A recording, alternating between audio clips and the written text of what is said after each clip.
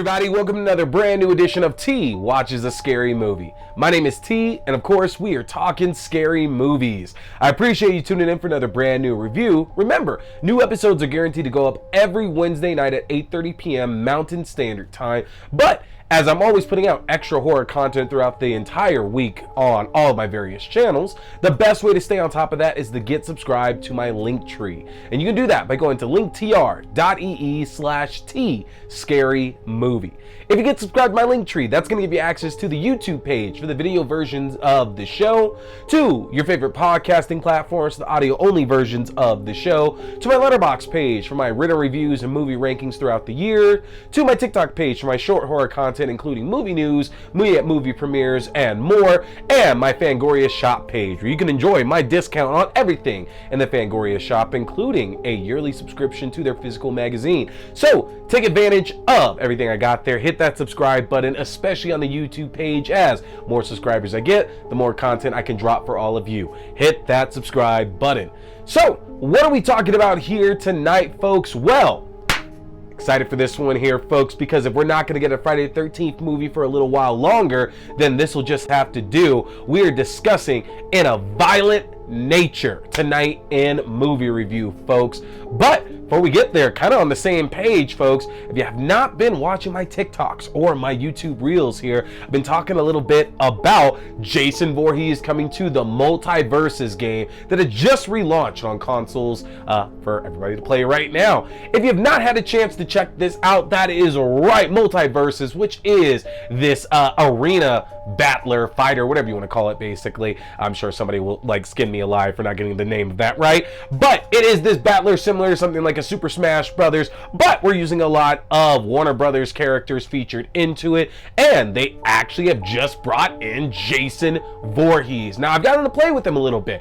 I am terrible at arena fighters, absolutely terrible at them, but if you give me a chance to break it down a little bit with Jason Voorhees, you know what? I think we can get into this here. So we're going to kind of watch my progress over this summer. I'm going to see if I can actually become a skilled Multiverses player with Jason Voorhees. It's probably going to crash and burn. I'm probably going to get ridiculed a lot online. But you know what, folks? That's half the fun of doing any of this here. If you want to follow me, you can follow me on Twitch, AXDEW2002. I'm going to be playing at some random times over the next few months, so you're definitely not going to want to miss that. Watch me get my ass kicked as Jason Voorhees, and maybe do a nice training montage of me becoming the best around, and nothing ever is gonna get me down. We'll see what happens, though. We'll see what happens. Anyway, though, if you have not seen the trailer for In a Violent Nature, this is telling the story of one of those old, classic, lumbering slashers from the point of view of the killer.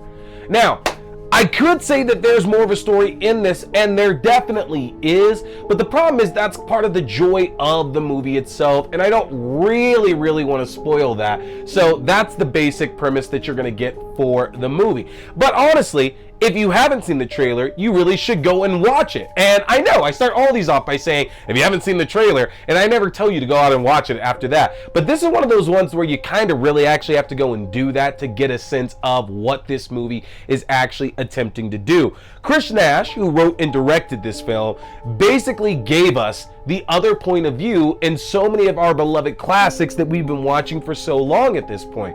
Because how many movies over the last 50 or the last 5 or 6 decades has it been a case of we see this group of people going to a camp, or they're camping out, or they're in the middle of nowhere, in the desert, whatever, they're somewhere being hunted by a killer, and while yes, we absolutely have had movies that have given us the point of view of killers before. You know, Halloween has done it, Nightmare on Elm Street has done it, Child's Play has done it. Like, we've gotten that plenty of times. The thing is that it's extremely rare to give us that perspective for basically the entire film, because it's an interesting choice. If you take a character like a Jason or a Michael Myers, and we do the movie from their perspective, can it still be interesting? Because these are characters that don't talk at all. And if you look at a lot of these movies, the whole thing is that they are very much like kind of meandering around where everything is going on. So if there's conversations happening, you know, Jason, Michael, they're very close by listening into what's going on. They're popping in and out, moving from place to place to place. And you add to that, kind of a joke, but folks have talked about it forever, like what happens in these movies, like when they're trying to catch up to somebody that they're trying to kill, if they're moving to the next victim, if they're going from place to place, like what does that look like? Because we only get to see the methodical, slow, lumbering, got the knife, got the machete, got the chainsaw, got the pitchfork, got whatever it is, but they're just moving slow and purposeful, and it's great, it's menacing, it's terrifying at a lot of these movies. But the moment the camera goes off, the question is are they running in between takes? And I think that the Friday the 13th series kind of mastered it the best towards the end run of that series by giving Jason these outlandish powers, which goes back to multiverses, with them giving him the whole teleportation ability. Because basically from like part 7, definitely part 8 on, Jason suddenly had the ability to appear in one place immediately that he wasn't just there. Motherfucker was like Nightcrawler, basically.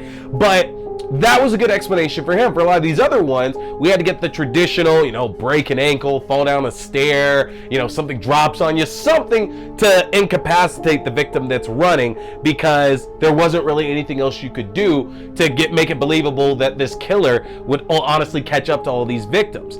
And In a Violent Nature takes all of that and it presents it in such an enthralling way. You know, it was very interesting to find out that Chris Nash said that some of the inspiration that he took from this was from Gus Van Zant's Elephant, which, if you haven't seen that film, you know, I live in Colorado, very close to Columbine, and Elephant is very much invoking a lot of those themes from the Columbine massacre.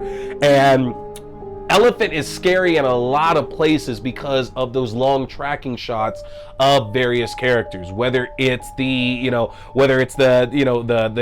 kids committing the acts, whether it's the kids that are running away from the acts that are happening in that movie. There's a lot of shots in Elephant that are like completely unnerving, because it's adding so much tension to it in these long drawn out shots of people walking down like hallways inside the schools and running through rooms and libraries and things like that.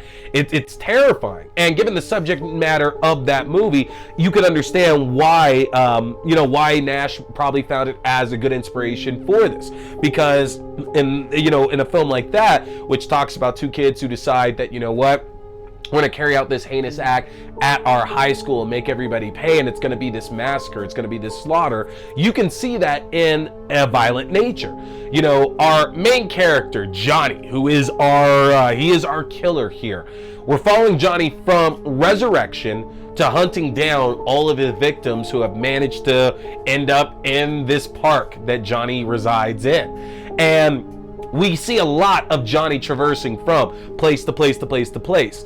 And I do think in some places it's supposed to be kind of ironically funny, because whether it's preceding a kill or right after a kill, like in some places it does seem like it's like for a little bit of levity, and that could be me reading the situation completely wrong. But there were some points to where I appreciated getting these long walks, because it actually did seem like a break somewhat between some of the deaths that were going on. But in other spots though, it was incredibly unnerving, and I'm sure that's what Nash was going for, because to see this force of nature just keep going, and there's not really a stop to Nash, and to Johnny. And that's something that we've seen in a lot of these horror films before, to where the killer, like, they're not affected by anything. The world doesn't really exist around them. So like for people like us who, you know, man, I hurt my foot running there or jumping there, or I scraped my knee, or I hurt my hand or something like that, these aren't things that these killers really notice at all. And I just find that fascinating, watching Johnny make his way through these woods, and there's no reaction really to anything at all except for these acts that he's going to commit, and then the recognition of certain items that he comes across throughout the course of the film as well too. And I'm curious, tell me in the comments if you feel this way, but did anybody else get the feeling of like a found footage movie somewhat from this as well too? That there was a bit of inspiration from that? Because as much as Johnny is our main character, and it's unheard of to have our killer be, that is our point of view right there. He is the person that we're following. Like, that's obviously unheard of, which makes this film so unique. But like I just said, the way that Johnny goes from place to place and is walking and is affected by things isn't that much, with the exception of the victims. Johnny is very much set dressing. Johnny is very much a part of the environment that all these characters are in, and it's almost like in some cases Johnny is the camera, if that makes sense at all, because as we catch up to like our victims that Johnny's gonna massacre over the course of this film, like we get all of our exposition, which is what I was saying at the beginning of the review here, that I don't really want to spoil it because that's half the fun of the movie, but we get our exposition from Johnny listening in to these campers basically tell his story.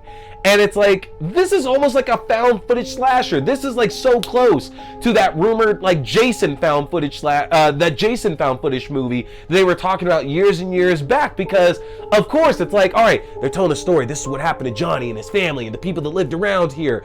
And Johnny's listening into that, but so are we, because we have to get it. And yeah, there are a lot of details that we're missing because conversations kind of fade in and out. You know, the way the sound design is done is that we're only hearing what we are absolutely supposed to hear, but also very much like somebody who's walking like naturally through a forest and like being able to actually hear things. Stuff goes out of our hearing the moment that Johnny is out of range, and that's phenomenal. There's so much about this movie. It's so deep and it's mesmerizing. It's absolutely mesmerizing watching Johnny get from place to place to place to place, because you have to wonder again about his motivations and what could stop him and what all these people are going to do. And just getting to see it, there's something amazing about it. There's just something so fascinating about this, which goes in part with the brutality and the gore in this movie as well too. Folks, you know, a friend of mine got a chance to go and see an early screening in Chicago not too long ago, where I'm sure some of you have heard this story. Somebody threw up in the theater, and again, my friend did get to go to the screening, and there were two specific deaths, not one, y'all. There are two deaths in this movie that I felt it could have been, and my friend confirmed that which one it was. I'm not going to spoil anything at all, but folks, there are two deaths in this movie that are going to leave your mouth like wide open. Like, you're going to be in absolute disbelief about what you're seeing. Now, the first of these two is just mean. It's so incredibly mean, and I just have to like be like, okay, well, at least it seems like this person didn't feel any of what happened to them, but it was like a jump from 0 to 100, because the preceding kill to this first of these two just absolutely terrible ones, you know, is very much like hidden. And so like just the tension of what happened is scary enough. And then we go to this, which ups the scale immediately, and it's like, oh yeah, we're making up for time a little bit now. Insane. One of the best kills I've seen. Both of these kills are some of the best kills I have seen. Johnny is mean, he's vicious, he's cruel, but I love that Nash also gave him a personality with this, because there is one very particular moment in the second half of the film with Johnny that we see that in a way almost brought me to tears, because again, it's moments like these that we've seen glimpses of in a lot of our classic slasher films that we all know and love. But the fact that, again, because we're following Johnny around in this film, we get to stay on it the entire time, and it's a beautiful moment that actually does give a bit of more motivation of why this is all happening in the first place. And I'd be remiss to not mention that Nash crafted such an excellent end to this as well too, because after everything that has gone down in this film, the last 7 minutes of this movie, you're clenching your fist the entire time, because you know something is coming and you are waiting for that other shoe to drop. And y'all, it was hard to breathe during it, I'm gonna tell you that right now. Kudos kudos to Chris Nash. Not sure if he's interested in the job, but Horror Inc., if y'all can figure something out for the next Friday the 13th film, you absolutely need to be considering Chris Nash for directing duties for sure. That is who I would love to see get a chance to direct a Friday the 13th film, if he's interested, that is. But either way, In a Violent Nature opens up in theaters this coming weekend for you all to go and check out. It will be on Shudder later on this year, but y'all go and support it in theaters, make it some money. Again, it opens up Friday, May 31st. Go and check it out and let me know in the comment section what you thought about it there. But that's going to do it for us here tonight, folks. Make sure to hit that subscribe button. We got more great reviews coming for you. My name is T. We've been talking scary movies. Stay scared. Boy here is a big fan of Fangoria. So, if you want to check out the world's best horror magazine that's out there, get a chance to get yourself your own subscription, which I just got my first one back in 2022, and I don't regret it for a second. But if you want your own Fangoria subscription, or you like the Fangoria merchandise, then head over to the Fangoria shop and use my link if you want to save yourself some money, folks. That's an easy one to remember. Just go to shop.fangoria.com/axdew. Again, that's shop.fangoria.com/axdew, or use my specific code AXDEW at checkout. You can save 20% off your entire order, and that implies 2 subscription and the one-time orders as well. You don't want to miss out, folks, because with the magnitude of horror movies we've had released in the last few years, and with what we have on the horizon, Fangoria is going to be your #1 source for all that great, juicy, bloody information in the world of horror. So again, head to shop.fangoria.com. Hey there, folks! Thanks for tuning in to T Watch This Scary Movie. I appreciate you checking out another review or movie news, whether we're talking movies, TV shows, books, or games, whatever, it's all scary. Remember, you can check out new episodes every Wednesday night at 8:30 p.m. Mountain Standard Time on the YouTube page for video. That's youtube.com/C/Theron Reynolds Scary Movie. Again, youtube.com/C/Theron Reynolds Scary Movie. And you can check out the audio version on all your favorite podcasting platforms. Just search T Watch the Scary Movie or TWASM. Don't forget, my name is T. We've been talking scary movies. Stay scared.